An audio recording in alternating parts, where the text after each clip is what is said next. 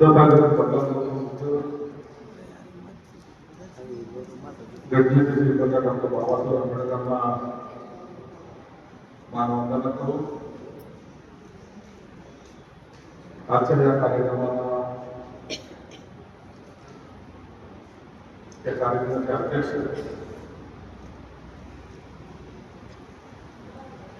माननीय बंदेजी,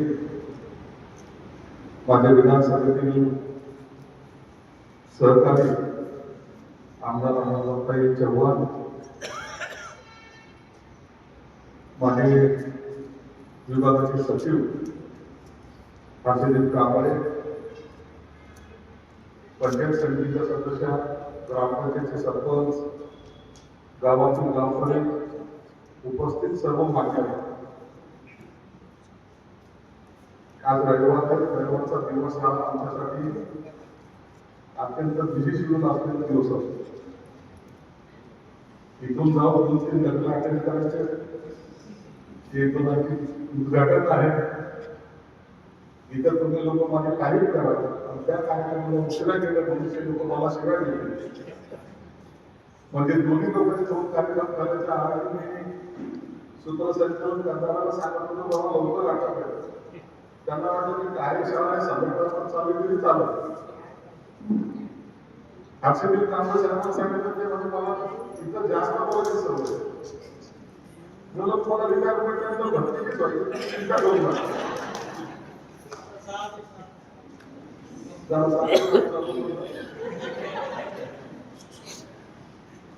परंतु मला त्या ठिकाणी आल्यानंतर एका गोष्टीचा आनंद झाला की अनेकांचे चेहरे त्या ठिकाणी पाहिले जे कधी काळी सरकारी कर्मचारी होते, जे कधी काळी दुसऱ्या वेगवेगळ्या व्यवसाय होते, परंतु या ठिकाणी समाजाचं काम करताना त्यांचा आवर्जून या ठिकाणी मोठा सहभाग त्यांचा पाहायला मिळाला. मला आयुष्यामध्ये काय करायचं हे कधीतरी आपण ठरवलं. रुटीन जे आयुष्य असतं, आपल्याला मुलगा जन्माला आला किंवा मुलगी जन्माला आली, बांगला चांगला बांधायचा जसा मी बांधला,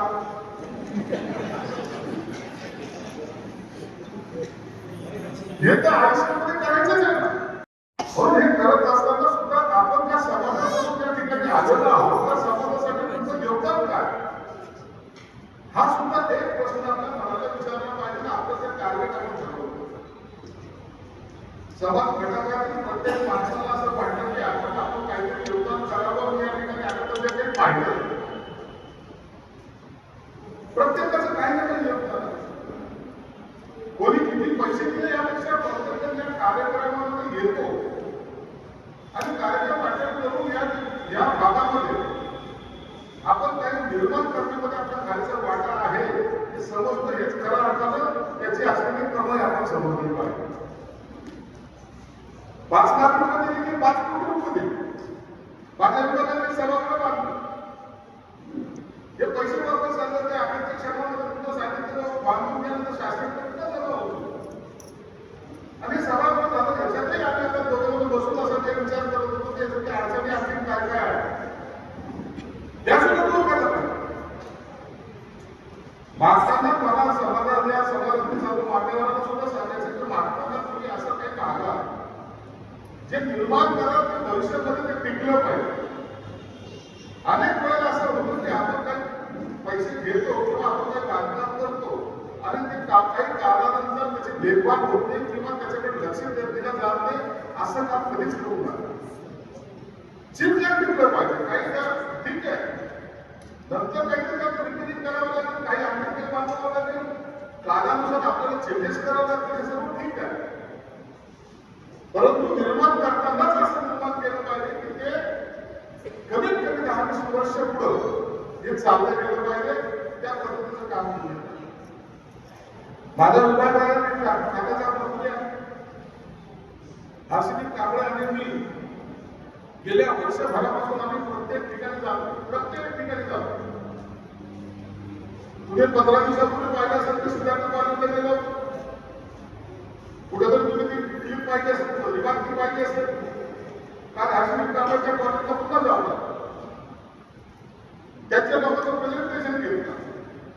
त्याच्यात काय आणखी पाहिजे का तर त्या लोकांना याच्याकडे पाठवलं, त्यांना सांगितलं काय सुट्टी असून सुद्धा आम्हाला सुट्टी नाहीये, आम्हाला एक दिवस आम्ही असा समजतो की हा एक दिवस आमचा आहे, उद्याचा दिवस असेल की नसेल याची गॅरंटी आम्हाला पण नाहीये, म्हणून प्रत्येक दिवसाचं काम आम्ही करतो, प्रत्येक दिवस काम करतो. काल फ्रायडे होता, परवा त्या लोकांना याच्याकडे पाठवलं, ऑफिस उघडायला प्रेझेंटेशन द्या म्हणलं, माझ्या सचिवांना सांगितलं काय चेंजेस असेल ते करून घे आणि कार्य स्वतः जाऊन तिथं व्हिजिट देऊ. मी हे यासाठी सांगतो की तिथे बाबासाहेबांनी निर्माण केलेले वास्तू ज्या आहेत त्यांच्या काही कल्पना आहेत त्या आता आपल्याला आपल्या खात्यावरती जबाबदारी, समाजाचे घटक आहोत ना तुम्ही, समाजाचे देणेकरी आहोत ना तुम्ही, त्यावेळेला त्यांनी केलेलं निर्माण केलेलं त्याचं जतन करणं, आणखी त्याचे प्रोग्रेस करणं हे आपलं काम आहे, ते आपण केलं. अनेक जण सांगतात घटनेबद्दल बोलतात, मोठ्या मोठ्या अधिकाऱ्यांनी असे पाहिलेले काही काही वेळेला मोठ्या अधिकारी सुद्धा मोठ्या पदावर गेल्यानंतर त्यांना समाजाचा विसर पडतो, आणि काही असे आहे ते सांगतात आधी मला की बाबासाहेबांची घटना होती, बाबासाहेबांचं रिझर्वेशन होतं, बाबासाहेबांना आम्हाला त्यांच्या वेळेला आम्हाला शिक्षण द्यावं लागलं, त्याच्यामुळे आम्ही या मोठ्या पदावर आलो, म्हणून आम्ही बाबासाहेबांचे ऋणामध्ये आहोत, म्हणून आम्हाला काम करायचं. हे दोन वर्ग आपल्याकडून आहे, आणि म्हणून आपला जो आपला वर्ग ज्याला आपण आपला म्हणतो त्यांच्या खात्यावर एक जबाबदारी, म्हणून आम्ही ते सांगतो की आम्हाला सुट्टी नाहीये आणि तिथे दिवस काम करतो. आता तुम्ही मार्चचा 14 तारखेला पाहिजे असेल या 20 मार्चला, आता या 8 तारखेला काम सुरू होईलच. मला मालगावला जायचं, मालगावला गेले जाऊ आलो, मालगावला आम्हाला पैसे द्यायचे, आम्हाला पुढच्या आठवड्यामध्ये नोएडाला जायचं, बाबासाहेबांचा पुतळा बसवायचा, या पुढच्या आठवड्यामध्ये पुन्हा आम्हाला जायचं बिहारच्या मुख्यमंत्र्यांना भेटायला, आम्हाला बौद्ध जायचं तर त्यासाठी 10 एकर जागा घ्यायची, जवळपास 300-400 कोटी रुपये खर्च करून तिथे सामाजिक न्याय भवन आम्हाला उभं करायचं. आणि तुम्हाला एक आनंदाची बातमी देतो, समाजातील सर्व घटकांना तुमच्याकडे तुम्ही सर्व व्हॉट्सअपवाले आहात, कुणाच्या हातात मोबाईल असेल तर त्याच्यासारखं कर्मचारी तुम्ही एक घेऊन असतं, हातात 2-2 मोबाईल असतात, परंतु तरी मी तुम्हाला सांगतो एक योजना पुन्हा सुरू करतोय, 3000 योजना, मुख्यमंत्री 3000 योजना.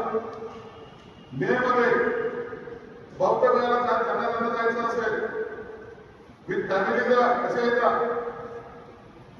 सगळ्यांसाठी मे मध्ये आपण ट्रेन काढतोय.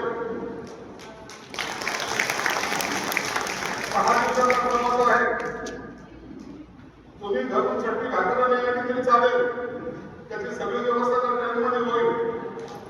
तुम्हाला तुम्हाला फिरायला तिकडे बसेस गरजेचे असतील, तिथं राहायची व्यवस्था सुद्धा आम्हीच करू, फक्त कपडे बरोबर घेऊन या.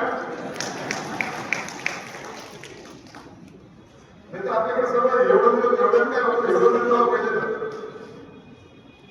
त्याच्या मागचा हेतू असा, या धार्मिक स्थळांकडे जाताना पुन्हा आपल्यामध्ये ती भावना आली नाही, तेच ज्याला म्हणता येईल की आता ते पुन्हा पाहिल्यानंतर एक जोश आपल्यामध्ये भागला.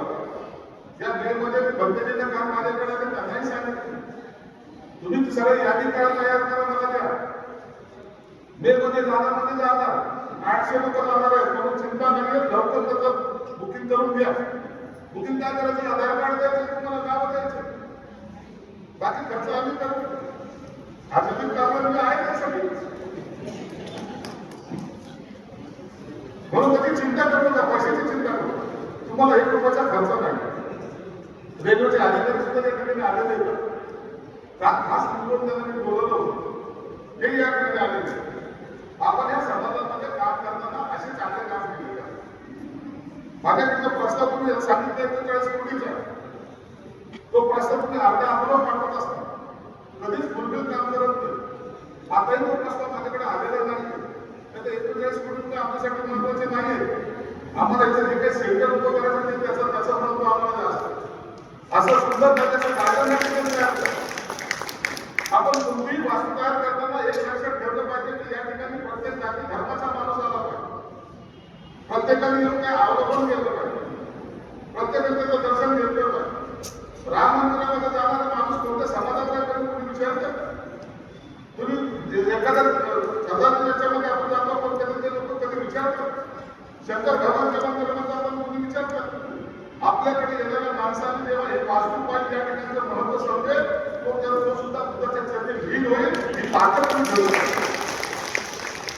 या साक्षीमध्ये काय सुंदर आहे जी कल्पना लोकांच्या डोळ्यासमोर आहे. याचं काय असतं ते कसं एक समाज मंदिर असतं. एकीकडे गौतम बुद्धाची मूर्ती असते एकीकडे बाबासाहेबांची मूर्ती असते. बाकी काही नसतं. असले बाकी असलं तर थोडं बहुत मार्बल लावलेलं असतं. संपलांचं देव संपलांचं सर्व त्यांना हे सांगा या ठिकाणी आम्ही जे काही प्रशिक्षण देतो किंवा आम्ही जे काही क्लास चालवतो आहोत त्याचा फायदा काय होईल. म्हणून मी प्रत्येक ठिकाणी आम्ही सांगत असतो ज्या त्या ठिकाणी बौद्ध मंदिर सभागृह जो होते बौद्ध मंदिरं उभे होते त्या ठिकाणी लायब्ररी कंपल्सरी केली. तिथं प्रत्येक विद्यार्थी शिकणार नाही. आम्ही आता उस्मानपुरामध्ये समाज मंदिर उभं केलं 5 कोटीचं केलं 2.5 कोटीचं आता लायब्ररीचं काम सुरू करू. अरे शिक्षा संघटित पण समजा शिकायला हे मुली वाक्य कधीतरी आपण वापरता लावतो नाही आलो. आयुष्यामध्ये ते आलं पाहिजे नाही आलं पाहिजे. मग हे सर्व काम आम्ही करतोय. निश्चितच तुमच्या सर्वांचं सहकार्य तुमच्या सर्वांचा आशीर्वाद पाठीशी आहे असं समजूनच आम्ही तुमची वाटचाल करू. आज या ठिकाणी आल्यानंतर ही भव्यता पाहिल्यानंतर मला नाही वाटत की कुठं ठिकाणी असं कुठं आहे. म्हणून आम्ही नागपूरला सुद्धा अनेक पैसे दिलेले आहेत. या ठिकाणी सुद्धा त्याचा आमचा माणूस आहे.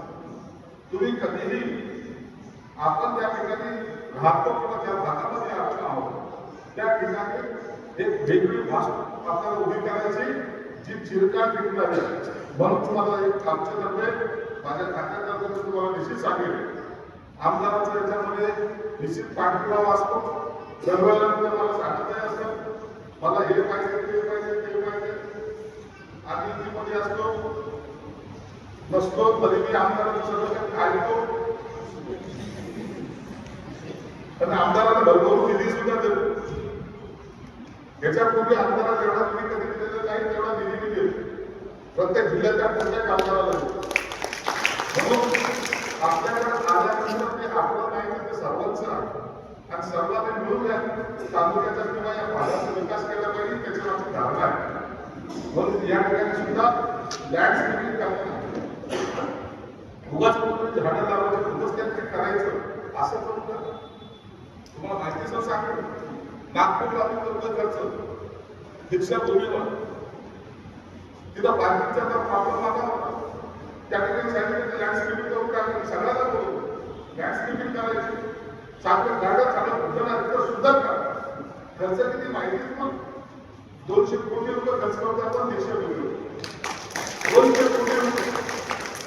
त्याचा जो आर्किटेक्ट आहे तो आपल्याला त्याला हायर करावा लागतो. ग्लोबल टेंडर काढले सिंगापूर आणि दुबई धर्तीवरचं ते त्या प्रकारचे लँडस्केपिंग असतात. म्हणजे विचार करायला गार्डन सुंदर असतात. माझ्या बाबासाहेबांचं दर्शन घेतात माझ्या गौतमबुद्धाचं दर्शन घेताना आत्माने एंट्री करणाऱ्या माणसाला वाटलं पाहिजे तुम्ही मी स्वर्ग पाहिजे नाही पण स्वर्गात आलेला भास तर झाला पाहिजे हे त्याच्या मागे. म्हणून आपण हे सर्व करतोय. तुमचा सर्वांचा आशीर्वाद आहे. हर्षदीप कांबळे साहेबांनी जास्त बोल दिलं नाही त्यांच्याच त्यांनी घेऊन टाकला. मला सुद्धा काय आपले लोक भेटलेलं जास्त बोल असं वाटतं ते आपल्याला आत्मसमोर तुमचे आभारी आहे. परंतु या सगळ्या गोष्टी करत असताना हे तुमच्याकडे असलेली युनिटी मजबूत असते. तुमच्याकडे असलेली एकता ही मजबूत असते. आणि जे चांगलं काम होतं त्याला तुमचा सपोर्ट असला पाहिजे. मी सर्व भक्तींचं या ठिकाणी मनापासून आभार मानतो. आम्हाला ही संधी दिली